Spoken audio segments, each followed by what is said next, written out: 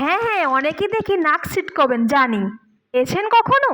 ছাল চামড়াগুলো পরিষ্কার করে সেদ্ধ করে এর যত বল আছে আলু ভাসার মতো ফেসে ফোড়ন আদা রসুন পেঁয়াজে তৈরি কাটি কচুর ডাল।